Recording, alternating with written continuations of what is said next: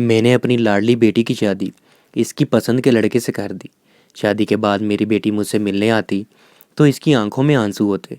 آنسو دیکھ کر تو میرا دل کانپ جاتا۔ میں بیٹی سے رونے کی وجہ پوچھتی تو بیٹی کہتی یہ خوشی کے آنسو ہیں۔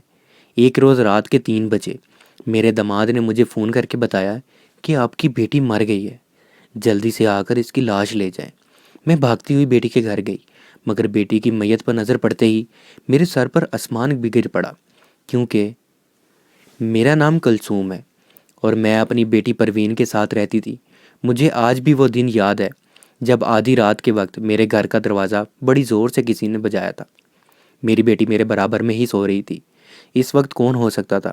میرے دل میں خوف سا اٹھا تھا کہ ہم ماں بیٹی اکیلے ہی گھر پر رہتے تھے، لیکن پھر یہ سوچ کر تسلی ہو گئی کہ پورے محلے والے بہت اچھے تھے۔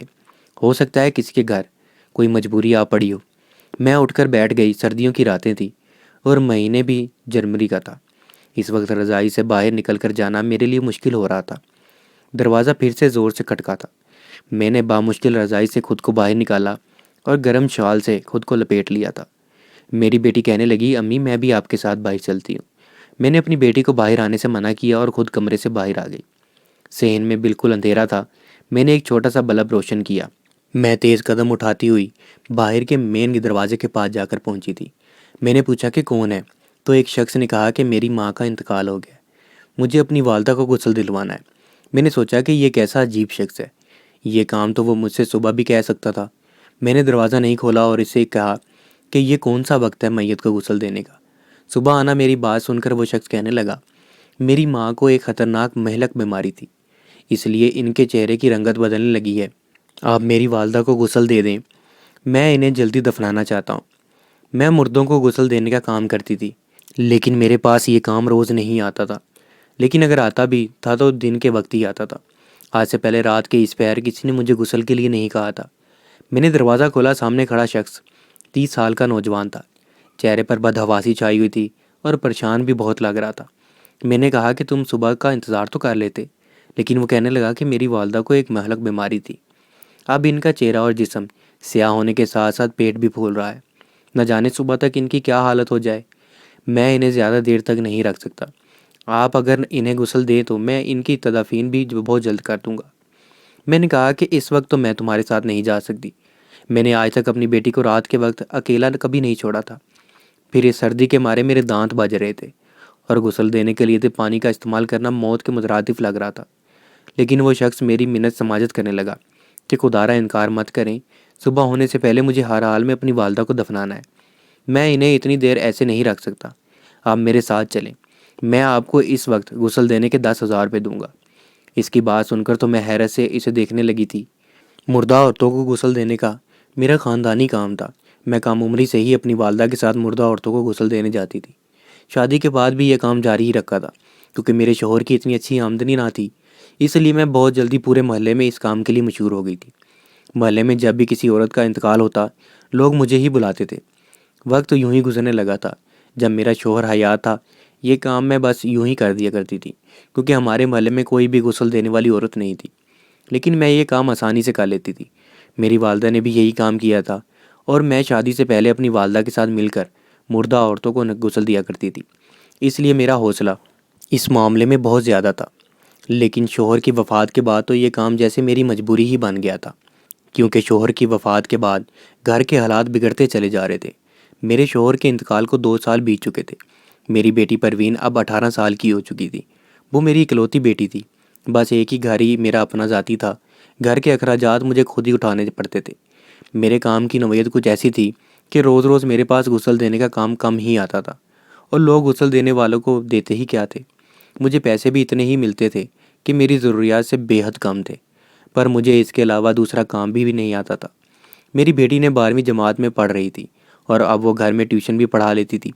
اس طرح ماں بیٹی کا گزر بسر ہو رہا تھا، اور اب 10,000 کا سن کر میں اس کے ساتھ جانے کے لیے تیار ہو گئی، کیونکہ میرا اب ذریعہ معاشی یہی تھا۔ میں نے اس لڑکے کو انتظار کرنے کے لیے کہا اور اندر کمرے میں آ گئی۔ میری بیٹی پوچھنے لگی کہ اماں باہر کون آیا ہے؟ میں نے کہا کہ ایک نوجوان کی والدہ فوت ہو گئی ہے، وہ کہتا ہے کہ انہیں غسل دو۔ میں نے الماری سے اپنا گرم سویٹر نکالتے ہوئے اپنی بیٹی کو مطلع کیا تھا۔ وہ کہنے لگی کہ رات کے اس پہر آپ کہاں اس نوجوان کے ساتھ جا رہی ہیں؟ اسے انکار کر دیں۔ میں نے کہا اگر میں نے انکار کر دیا تو وہ یہ کام کسی اور کو سے بھی کروا لے گا، اور تم جانتی ہو کہ ہمیں پیسوں کی کتنی ضرورت ہے، گھر کا سارا راشن ختم ہو چکا ہے، اور وہ مجھے اس کام کے لیے 10,000 دے رہا ہے۔ میں نے انکار کر دیا تو وہ مجھے دوبارہ یہ موقع نہیں ملے گا، تم بس دروازہ اچھی طرح سے بند کر لو۔ میں نے گرم سویٹر پہنا، اس پر گرم شال اوڑھی اور اس نوجوان کے ساتھ چلی گئی۔ وہ مجھے اپنی گاڑی میں بٹھا کر لے گیا۔ جہاں اس کی گاڑی جا کر رکی تھی وہاں بڑے بڑے گھر بنے ہوئے تھے۔ میں اس نوجوان کے ساتھ جب اس کے گھر میں داخل ہوئی، اس وقت اس کے گھر میں اس کی بیوی اور بچے ہی موجود تھے، جو کہ اس کی والدہ کے مرنے پر رو رہے تھے، لیکن ان کے علاوہ اور کوئی نہ تھا، نہ کوئی پڑوسی، نہ ہی کوئی رشتہ دار۔ اس نوجوان نے اپنی بیوی کو اشارہ کیا تو وہ مجھے میت والے کمرے میں لے گئی۔ وہاں پیچھے ایک گیلری نما جگہ بنی ہوئی تھی، جہاں انہوں نے کپڑے دھونے کی جگہ بنائی ہوئی تھی۔ میں وہیں اسے غسل دینے لگی، لیکن میرے لیے حیران کن یہ بات تھی کہ اس عورت کا چہرہ نہ تو سیاہ ہو رہا تھا اور نہ ہی اس کا پیٹ پھول رہا تھا۔ میں سمجھ نہیں پا رہی تھی کہ اس عورت کے بیٹے کو دفنانے کی کیا جلدی تھی۔ اس کی بیوی نے مجھے گرم پانی کر کے دیا۔ میں نے اپنا کام مکمل کیا اور کمرے سے باہر آ گئی۔ اس نوجوان نے مجھے 10,000 دیے جو کہ ہمارے بیچ طے ہوئے تھے۔ میں 10,000 دے کر خوش ہو گئی تھی۔ پھر اس نوجوان نے مجھے ایک پرچی اپنی جیب سے نکال کر مجھے دی اور کہا کہ اگر یہ پرچی آپ میری والدہ کے کفن کے ساتھ باندھ دیں تو میں آپ کو 50,000 دوں گا۔ یہ سن کر تو میرا حیرت سے منہ کھلا کا کھلا ہی رہ گیا تھا۔ بس اتنے سے کام کا وہ مجھے 50,000 روپے دے رہا تھا، لیکن وہ پرچی کیا تھی؟ میں نے کہا اس پرچی میں کیا ہے جسے کفن سے باندھنے کے لیے تم اتنی بڑی رقم دے رہے ہو؟ جو راز اس شخص نے مجھے کفن پر پرچی باندھنے کا بتایا، وہ سن کر میرا دماغ چکرا گیا۔ میں بے یقینی سے پھٹی پھٹی آنکھوں سے اس نوجوان کو دیکھ رہی تھی جس نے مجھ پر ایک عجیب و غریب انکشاف کیا تھا۔ میں نے کہا کہ مجھے تمہاری بات پر یقین نہیں ہے، تم جھوٹ بول رہے ہو، کیونکہ یہ سب باتیں تو اللہ تعالیٰ کے ہاتھ میں ہیں۔ وہ کہنے لگا کہ آپ میری بات کو آزما کر دیکھ لیں اور یہ بات ہر باری سچی ثابت ہوگی۔ میں نے اس پرچی میں ایک شخص کا نام لکھا تھا۔ ٹھیک 4 دن بعد آپ کو اس شخص کی موت کا اندیہ مل جائے گا۔ میں عجیب سی کشمکش میں کا شکار ہو گئی تھی۔ وہ شخص اپنی زبان پر بھی قائم تھا۔ پیسوں کو دیکھ کر میں لالچ میں آ گئی تھی۔ میں نے اس کے ہاتھ سے وہ پرچی لی اور اندر کمرے میں چلی گئی۔ اس کی والدہ کے کفن کے ساتھ میں نے وہ پرچی باندھ دی۔ جیسے ہی میں باہر آئی اس شخص نے مجھے 50,000 روپے پکڑا دیے۔ میری آنکھیں ان 50,000 کو دیکھ کر چمکی تھی۔ مجھے آج تک کسی نے میت کو نہلانے کے اتنے پیسے نہیں ملے تھے۔ وہ شخص مجھے میرے گھر چھوڑ آیا۔ جب میں گھر آئی تو میرا چہرہ خوشی سے دمک رہا تھا۔ میری بیٹی نے خوشی کی وجہ پوچھنے لگی۔ میں نے اسے جب 60,000 دکھائے تو وہ مجھے حیرت سے دیکھ رہی تھی۔ کہنے لگی امی اتنے پیسے آپ کے پاس آئے کہاں سے؟ میں نے سب کچھ صاف صاف بتا دیا۔ میری بات سن کر وہ بھی بے یقین تھی۔ کہنے لگی کہ جو بات وہ کہہ رہا ہے یہ تو ممکن ہی نہیں ہے۔ میں نے کہا مجھے بھی اس کی بات کا اعتبار نہیں ہے، لیکن اس نے مجھے پیسے اس کام کے لیے دیے ہیں۔ جو بھی تھا وہ پیسے میں نے سنبھال کر رکھ لیے، لیکن اس کے بعد تو جیسے میری قسمت ہی بدل گئی تھی۔ 3 دن بعد وہ شخص آیا۔ اس کے چہرے پر اتنی خوشی تھی کہ چھپائے نہیں چھپ رہی تھی۔ مجھ سے کہنے لگا کہ میرا کام ہو چکا ہے۔ میں نے حیرت سے اسے دیکھا۔ کہنے لگا میرے آفس کا باس جس نے میرا جینا حرام کر رکھا تھا، آج اس کے مرنے کی خبر سن کر سیدھا یہاں آیا ہوں۔ میں حیران اور پریشان تھی۔ وہ شخص یہ کہہ کر واپس چلا گیا۔ میں یہ سمجھی کہ یہ جھوٹ بول رہا ہے۔ پھر کچھ دن بعد میں نے ایک میت کو نہلایا اور ایک پرچی پر میں نے ایک لڑکی کا نام لکھ لیا جو میرے ہی گاؤں میں رہتی تھی۔ میری بیٹی کی ہم جماعت تھی۔ اس نے میری بیٹی کو پریشان کر رکھا تھا۔ وہ پڑھائی میں بھی بہت اچھی تھی، ہر بار پوزیشن لے لیتی تھی۔ میری بیٹی بھی بہت محنت کرتی تھی، لیکن وہ اس لڑکی کو ہرا نہیں پاتی تھی۔ اس لڑکی کا نام سائرہ تھا اور مجھے اس سے چڑ ہو گئی تھی۔ مجھے یہ لگتا تھا جیسے وہ جان بوجھ کر میری بیٹی کو ہراتی ہے۔ مجھے میری بیٹی بتاتی کہ وہ تمام ٹیچر سے میری برائیاں بھی کرتی تھی۔ میں نے ایک بار سائرہ کو یہ بھی کہا تھا کہ میں مردے کے کفن میں جس کے نام کی پرچی رکھوں وہ مر جاتا ہے، اور جو میری بیٹی کو پیچھے کرنے کی کوشش کرے گا میں اسے بھی نہیں بخشوں گی۔ مجھے اس لڑکی سے کوئی ذاتی دشمنی نہیں تھی، بس مجھے اس لڑکی پر وقتی غصہ تھا، اور یہ بھی دیکھنا تھا کہ کیا سچ میں ایسا ہوتا ہے کہ میت کے کفن پر جس شخص کا نام لکھ کر باندھا جائے وہ 4 دن میں مر جاتا ہے۔ مجھے اب ان 4 دنوں کے گزر جانے کا انتظار تھا، لیکن میری حیرت کی انتہا نہ رہی جب ایک بار محلے کا ایک بچہ ہمارے گھر آیا۔ کہنے لگا کہ سائرہ مر گئی ہے۔ میں اس لڑکے کو بے یقینی سے دیکھ رہی تھی۔ وہ مجھے غسل کے لیے بلانے آیا تھا۔ میری بیٹی یہ خبر سن کر رونے لگی تھی۔ میں حیران تھی یہ کیسے ممکن ہو گیا۔ کچھ پل تو مجھے یقین نہیں آ رہا تھا۔ میں اپنی بیٹی کے ساتھ اس کی دوست کے گھر چلی گئی۔ اس کی والدہ کا رو رو کر برا حال ہو گیا تھا۔ مجھے نہ جانے کیوں اپنے آپ مجرم لگ رہی تھی۔ مجھے کیا ضرورت تھی اس لڑکی کا نام لکھنے کی؟ لیکن اب کیا ہو سکتا تھا، تیر کمان سے نکل چکا تھا۔ اس لڑکی کو غسل دیتے ہوئے پہلی بار میرے ہاتھ بری طرح کپ کپا رہے تھے، میرا دل بری طرح سے کانپ رہا تھا۔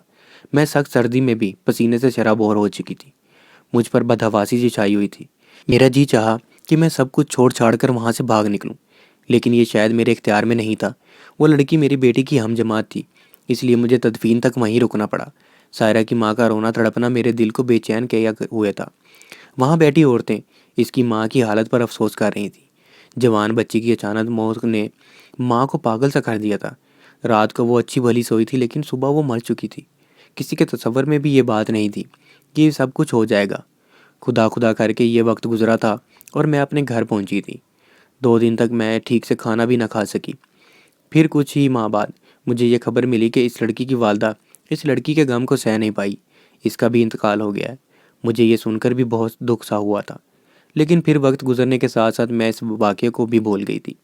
نہ جانے پورے گاؤں میں کس نے یہ بات پھیلا دی تھی کہ میں مردے کے کفن کے ساتھ جس بندے کے نام کی پرچی باندھ دی ہوں تو وہ مر جاتا ہے۔ اس لیے لوگ مجھ سے اب رازداری سے یہ کام کروانے لگے تھے اور مجھے اس کے بدلے ہزاروں روپے ملتے تھے۔ کبھی کوئی ساس اپنی بہو سے تنگ آ کر مجھ سے یہ کام کرواتی، تو کبھی کوئی بہو ساس کے لیے، کبھی سگا بھائی سگے بھائی کے لیے۔ مطلب ہر طرح کے لوگ میرے پاس آنے لگے تھے۔ میرے گھر کے حالات ٹھیک ہونے لگے تھے، میرے گھر کے اب حالات کافی بہتر ہو چکے تھے۔ مجھے جو پیسے اس کام سے ملتے تھے میں اسے اپنی بیٹی کا جہیز بنانے لگی تھی۔ کچھ ہی ماہ بعد میری بیٹی کا بہت اچھی جگہ سے رشتہ آ گیا تھا۔ وہ لڑکا اچھی نوکری کرتا تھا، شہر سے آیا تھا۔ ہمارے گاؤں میں اس نے اپنا مکان لیا تھا بھی اکیلا۔ چند ماہ میں ہی اس کی شرافت کو دیکھ کر ہر شخص اسے اپنی بیٹی کا رشتہ دینے کے لیے تیار تھا، لیکن اس نے میری بیٹی کا رشتہ مانگا تھا۔ کہنے لگا میں آپ لوگوں کا سہارا بننا چاہتا ہوں۔ مجھے اس نوجوان کی بات بہت اچھی لگی تھی، اور سب سے بڑھ کر یہ کہ میری بیٹی پروین کو وہ لڑکا بہت پسند آیا تھا۔ پروین اس لڑکے سے شادی کے لیے خود بھی خواہش مند تھی۔ میں نے اپنی بیٹی کی شادی بہت دھوم دھام سے کر دی۔ اس کی رخصتی کے بعد میرا دل بےحد اداس ہو گیا تھا، کیونکہ بچپن سے آج تک وہ مجھ سے ایک رات کے لیے بھی الگ نہیں ہوئی تھی۔ بار بار میری آنکھیں نم ہو رہی تھیں، لیکن جب میں نے اسے اگلے روز بے حد خوش دیکھا تو میرا دل پر سکون سا آ گیا تھا۔ میرا داماد علی بہت اچھا تھا، میری بیٹی کے ساتھ میرا بھی بہت خیال رکھنے لگا تھا۔ ایک بار میں اپنی بیٹی سے ملنے اس کے گھر گئی تو وہ روتے ہوئے میرے گلے لگ گئی۔ میرا دل کانپ سا گیا تھا۔ میں نے رونے کی وجہ پوچھی تو وہ کہنے لگی یہ خوشی کے آنسو ہیں۔ میں نے سوچا بھی نہیں تھا کہ میری شادی علی جیسے بہت اچھے انسان سے ہوگی۔ نہ جانے وہ مجھے کیوں ایسا لگ رہا تھا کہ وہ خوش نہیں ہے، یا شاید میاں بیوی میں کوئی جھگڑا ہو گیا ہو۔ میں نے اپنی بیٹی کو ہی سمجھایا تھا کہ وہ ذرا سی بات کو دل پر نہ لیا کرے۔ میں واپس اپنے گھر آ گئی، لیکن میرا دل بڑا بے چین سا تھا۔ مجھے اپنی بیٹی کا روتا ہوا چہرہ آنکھوں کے سامنے آنے لگا۔ نہ جانے کیوں مجھے رات بھر سکون سے نیند نہیں آئی۔ لیکن اگلے ہی روز میرا داماد میری بیٹی کو میرے گھر لے آیا، ساتھ میں بہت سارے پھل فروٹ بھی لے آیا۔ میری بیٹی بھی خوش لگ رہی تھی۔ میں نے جلدی سے کھانا بنایا۔ میرے داماد کا رویہ بالکل بیٹوں جیسا تھا۔ کھانے کے بعد مجھ سے کہنے لگا کہ 2 دن سے آپ کی بیٹی مجھ سے ناراض ہے، کہتی ہے کہ میں اسے اپنے ساتھ شہر لے جاؤں۔ مجھے چند دنوں کے لیے شہر جانا ہے۔ میں تو چاہتا تھا کہ پروین آپ کے ساتھ ہی رہ لے، مگر یہ بضد میرے ساتھ شہر جانا چاہتی ہے۔ میری بیٹی آج چپ چپ اور اداس لگ رہی تھی، مگر مجھے اپنی بیٹی کی اداسی اور چپ رہنے کا سبب معلوم ہو چکا تھا۔ میں نے کہا کہ بے شک تم اسے اپنے ساتھ لے جاؤ، اچھا ہے کہ شہر گھوم لے گی۔ میری بات پر میری بیٹی خوش ہو گئی۔ چند دن بعد ہی وہ مجھ سے ملنے آئی تھی، میرے گلے لگی تھی، کہنے لگی آج میں شہر جا رہی ہوں، پھر نہ جانے کب ملاقات ہو، کیونکہ علی کے کام کا کچھ پتہ نہیں چلتا کہ کب ختم ہوں گے۔ میں نے اسے ڈھیروں دعائیں دے کر بھیجا تھا۔ نہ جانے کیوں وہ مجھے جاتے جاتے بار بار پلٹ کر دیکھ رہی تھی۔ اس کے جانے کے بعد تو میں اور بھی اداس ہو گئی تھی، کیونکہ پہلے تو وہ محلے میں ہی رہتی تھی۔ جب بھی میں اداس ہوتی اپنی بیٹی سے ملنے چلی جاتی۔ اب تو وہ دوسرے شہر میں تھی۔ میں اس کی واپسی کے دن گننے لگی، لیکن 1 ماہ کی بجائے 2 ماہ گزر گئے، میری بیٹی واپس نہیں آئی۔ ایک بار میری صبح آنکھ کھلی تو میرے گھر کے دروازے پر کوئی دستک دے رہا تھا۔ میں نے دروازہ کھولا تو ایک نوجوان تھا۔ کہنے لگا اس کی بیوی کا انتقال ہو گیا ہے، اسے غسل کروانا ہے۔ میں اس کے گھر غسل دینے چلی گئی۔ اس کے گھر پر مردوں اور عورتوں کا بہت رش تھا، کیونکہ سبھی رشتہ دار اور محلے والے ملنے آ رہے تھے۔ پھر وہاں کی عورتیں کہنے لگیں میت کو غسل دے دو۔ میں جیسے ہی غسل دینے کے لیے جانے لگی، اسی وقت میرے سامنے ایک نقاب پوش نوجوان کھڑا ہو گیا۔ مجھ سے کہنے لگا کہ میں آپ کو ایک پرچی دوں گا اور وہ کفن میں باندھ دینا۔ میں نے کہا تم ہو کون اور اپنا چہرہ کیوں چھپا رکھا ہے؟ تب وہ کہنے لگا میرا چہرہ ایک حادثے میں جل گیا اور بری طرح سے جھلس چکا ہے۔ کوئی بھی میرا چہرہ دیکھتا ہے تو ڈر جاتا ہے، اس لیے میں اپنا چہرہ چھپا کر رکھتا ہوں۔ وہ پھر سے مجھے پرچی دے کر کہنے لگا، اسے کفن سے باندھ دو۔ میں نے کہا میرے پیسے بہت زیادہ ہیں۔ وہ کہنے لگا جانتا ہوں۔ اس نے اپنی جیب سے 2 لاکھ کا چیک نکال کر مجھے دے دیا تھا۔ میں تو اس نوجوان کی شکل دیکھتی رہ گئی۔ اتنے زیادہ پیسے تو مجھے آج تک کسی نے نہیں دیے تھے۔ میں بہت خوش ہو گئی، اس شخص کی مطلوبہ پرچی لی اور کفن میں باندھ دی۔ 3 دن بعد رات کے وقت مجھے میرے داماد کا فون آنے لگا۔ میں نے فون اٹھایا تو وہ کہنے لگا میری بیٹی مر گئی ہے۔ اس خبر سے تو میرے دماغ کی رگیں پھٹنے لگی تھی۔ میں نے کہا تم جھوٹ بول رہے ہو، ابھی دن کو تو میری اس سے فون پہ بات ہوئی ہے۔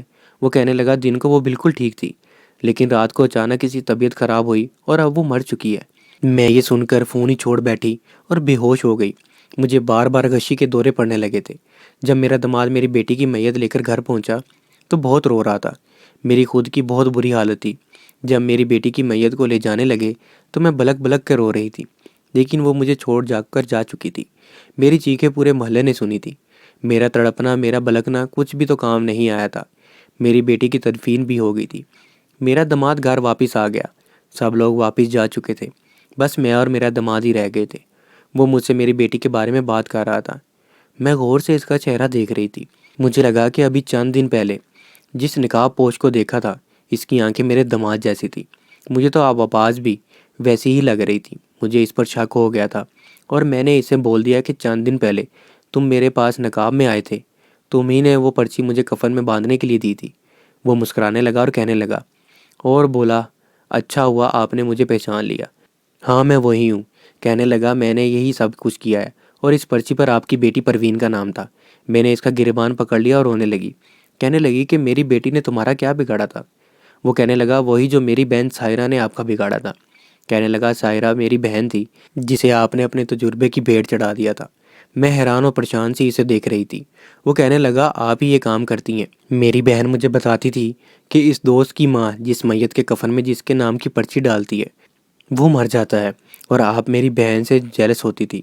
اس نے مجھے بتایا تھا وہ آپ کی بیٹی سے زیادہ اچھا پڑھاتی تھی، اس لیے آپ اس سے طنز بھی کرتی تھی۔ جن دنوں میری بہن اور ماں کا انتقال ہوا میں بیرون ملک میں تھا، اس لیے پہنچ نہیں پایا تھا۔